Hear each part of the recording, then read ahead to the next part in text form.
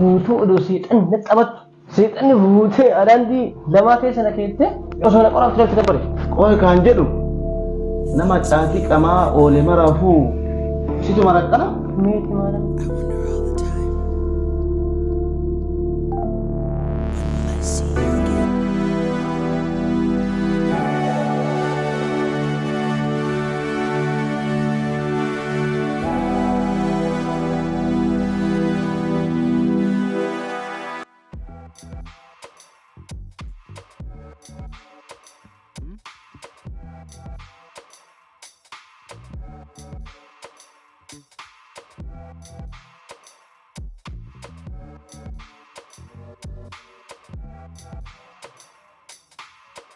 Ay Shamsee ilaal akkam jirta Shamsuu.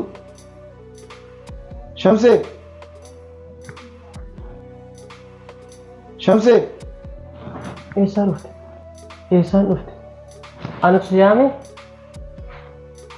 kottaa yoo oofna maa baana jalaa kaatarree wombariin kun hundu lafa guutee miti maaliif lafa teetti kai deebi maal abbo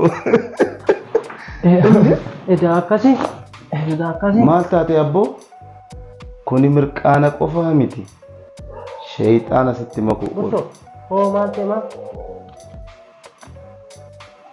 maal ta'e naan jedhaa osoo awwaa tokko hin dubbatin waa meeqa dubbatte.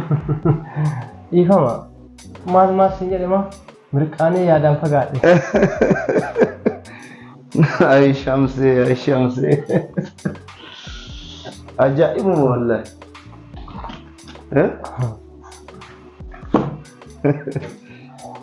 Qoy kan jedhu nama caatii qamaa oole maraafuu situ maraqqana. Meeti maalam akkuma fi jiraa miti. Maasubaa. Dhiifama wajjin waasi gorsu hiriyaa kiyya waan taateef yeroo maraa caatiin yoo akkana kasi godhu caatii mayyuu hin dhiisneeti.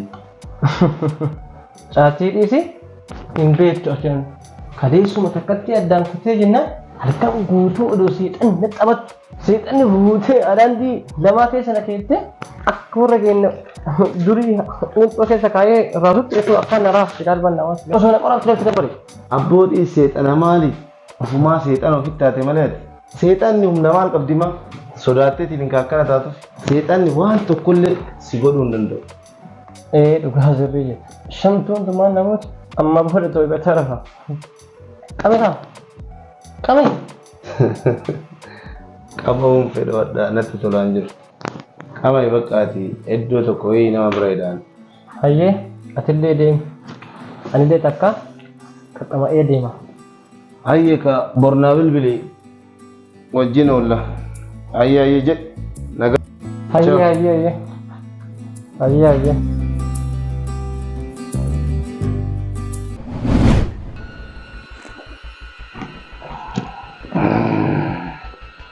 Qoyam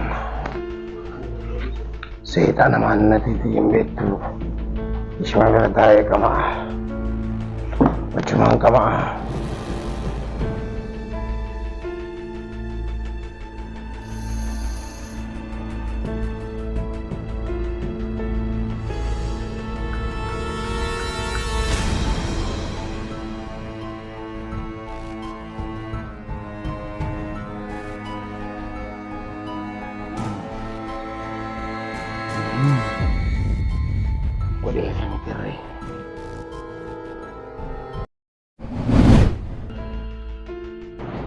Caatiin maal ta'e bada?